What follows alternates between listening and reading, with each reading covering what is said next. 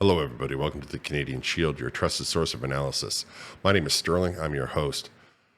Andrew Scheer made an appearance on Vassy Kapelos' show Powerplay, where she tried really hard to grill him. Now, with the House getting closer and with the announcement from Jagmeet Singh, many of these politicians are going to start making the rounds again on the mainstream media. And they're going to be looking for some tough questions because everybody is aware of the temperature of the country, even though they don't want to admit it. They know that the Conservatives are favored to win, even though they don't, in their own hearts, want that to happen because they don't get as much benefit that way.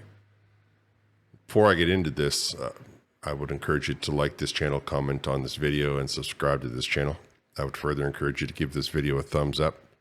When you give it a thumbs up, you show the algorithm that the video is worth watching. I am up against ton of censorship, and convincing the algorithm that people should watch it is a way that you can help support the channel.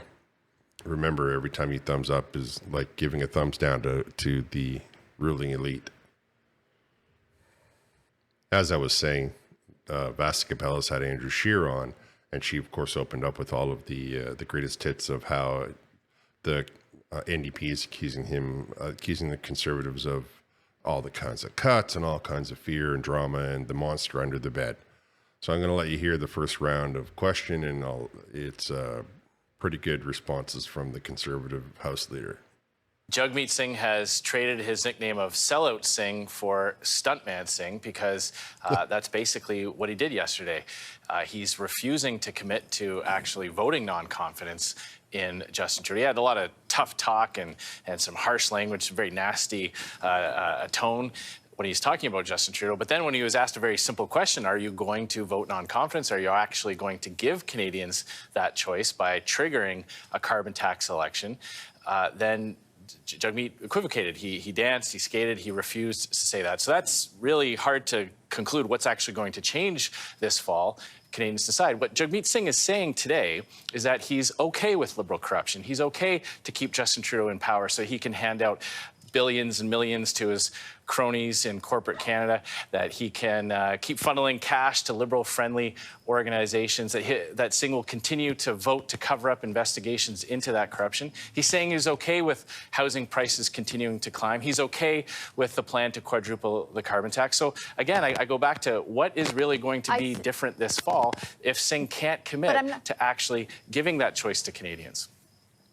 Respectfully, Mr. Scheer, he's looking at the same polls you and I are, which show that your party would form government. And the conclusion he's arrived at is it might be better to support the Liberals and keep them in power than have your party be in power. And with all due... Well, you heard her say it herself, that Jagmeet's looking at the same polls as the rest of them are, and they can see that the Conservative Party is well ahead of all of the contenders.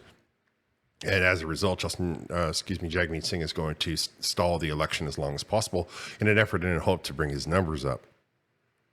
However, he says that he's doing it to stop Justin Trudeau from harming Canada. Well, if the Canadian people prefer the Conservatives, then it is by his own terms. He's beholden to give us what we're hoping for, right? If he was truly trying to be selfless, if he was truly trying to put the Canadian people ahead of himself, Jagmeet Singh, he would call an election right now.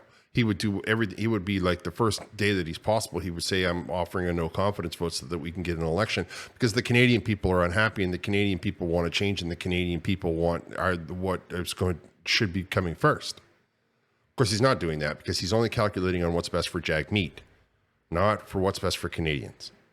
However, she didn't stop there. She kept up with the questions. Then she switched her line of questioning after Andrew Scheer spoke to that, and to try very desperately to take control of the message, she interrupted him, which is something that, well, I mean, that's kind of rude, really. We'll take it from there. Yeah, pardon the interruption. You know as well as I do, you read the budget very closely.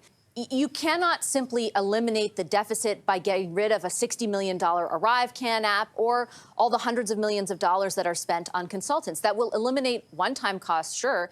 Well, first and foremost, I don't just scoff at 60 million here or 100 million there. That all adds up. They're also not one-time costs. Not to 40 billion. Liberal corruption is a Liberal corruption is a yearly event. It is a recurring item in every budget we've ever looked through since Justin Trudeau took office. There have been hundreds of millions of dollars in waste and corruption. There's been billions of dollars in big programs that don't deliver any results. And you're talking about a couple of programs that I'll address specifically. You know, the infrastructure bank costs $35 billion. That's not a small amount of money. It's completed 0 projects. That's an easy item that we can take off the books and put back into relief and getting back to balanced budgets. Many of these other Liberal programs as well, the school food program that leaves 92% of school children out, a pharma care program that is not providing coverage to most Canadians. Most Canadians are very happy with their hard-earned pharmacare plans that they've won at the negotiating table. So again, we see governments spending billions and billions of dollars. Trudeau is spending billions and billions of dollars, racking up those line items, borrowing money to pay for these programs that are keeping inflation high, keeping interest rates high, and aren't actually delivering results to Canadians. Canadians aren't going to see those prices come down. That still means that their paychecks have been completely devalued. That's the devastating impact of 9 years of Justin Trudeau and sellout Singh being right there along with him to demand more government programs that have devalued workers' paychecks, meant massive price increases, and caused so much austerity and cutbacks on Canadians. Conservatives are going to offer a different approach. We're going to axe the carbon tax so prices can come down, get the government back on to fiscal responsibility to put an end to the waste and mismanagement so that prices can stabilize, workers' paychecks go farther, and we have a country where Canadians can get ahead again. See, that's what's called losing control of the conversation. And he wasn't having it, right? He didn't want any part of it. He was going to finish his thought, and she couldn't stop him from doing so. And he was being articulate and making sense. And of course, that's where it all comes off the rails, right? When they say something that makes perfect sense, that adds up, then all of a sudden the dialogue of confrontation starts to fall to the wayside. Now, she did say that it wasn't true about the medical coverage, which is incorrect on her part. If we look at dental care specifically, we can see how that only is offered to people over 65. We can see that it's offered to people under 18, I suppose. We can also see that a lot of people are paying out of pocket, and that's something that the mainstream narrative is not talking about, that it looks to like a lot of these dental organizations are double dipping. So they're getting one payment from the government, they're getting another payment from the person in the chair, which is completely opposite to what the Liberals and the NDP are promising. But let's look at the pharmacare, where they're offering diabetes medicine and birth control. So right out of the gate, if you're offering birth control, are you offering it free to males as well? Something tells me that they're not. Something tells me that if a 16-year-old were to go into the pharmacy and ask for the birth control pill, they would be getting that. If a 16-year-old boy was to go into the pharmacy and ask for a free box of prophylactics, they would say, whatever it is, $9.99. I don't think those things are covered. Now, as I say that, I could be incorrect. Either way, we're talking about a large portion of the population that is not being supported by any of these programs. 92% of children that are going to be at school. Now, I get that 8% of the children need to be brought up into the point where they can eat lunch. But perhaps we should stop paying so much into taxes, and maybe that 8% of children's families will have the money to put food on the table. Either way, I'm not trying to argue any of those points right now. All I'm trying to say is that Andrew Scheer pointed it out, and Vassy Kapelos had no answer to it. So she had one more question for Andrew Scheer, and it was concerning a report that was released. You'll hear the question, and then you'll hear and watch him completely destroy the narrative that she tries to push. The parliamentary budget officer, whom you very frequently reference when you're talking about the carbon tax, stated very recently in his analysis that the current fiscal policy at the federal level is sustainable over the long term. He estimates that the federal government could permanently increase spending or reduce taxes by 1.5% of GDP while maintaining fiscal sustainability. Well, look at the word sustainable. All sustainable means is that the status quo will continue. So if you're satisfied with the status quo, if you're satisfied with workers' paychecks not being able to put food on the table, with homeowners having to sell their homes to downsize because they can't afford to renew, then go ahead and support Justin Trudeau. No. Sustainability for the government is much, much different than sustainability for people. And what we're hearing from coast to coast, when our leader, Pierre Poilievre, meets with workers, when he meets with tradespeople, what he's hearing is that this government's economic approach is not sustainable for working families. And that's the difference.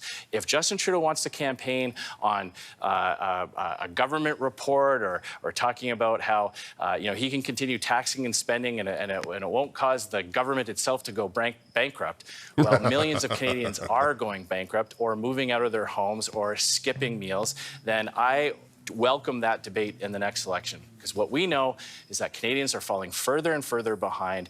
They're struggling. They're facing incredible hardship. And all Singh and Trudeau are offering is more of the same policies that caused the problems in the first place. Conservatives are offering relief. So more of the same with Singh and Trudeau, a fresh approach with tax relief and price stability and lower interest rates with the Conservative approach. And you could see that she had lost all the wind in her sails. I mean, I'll leave a link to the entire interview, but you saw it. She is used to getting her way when it comes to these kinds of interviews. She's a very articulate and sharp, or at least she presents to be that way when you watch her show.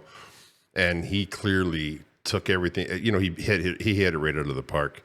There's no arguing that every curveball, every twist that she tried to throw at him, every time that she tried to play, and I gotcha. He didn't have to check his notes. He simply said the answer, and he made their position clear, which is probably part of the reason why Canadians are so interested in having a Conservative majority government. All right, I'm going to wrap here. I want to thank y'all for listening. I'll talk to you next time.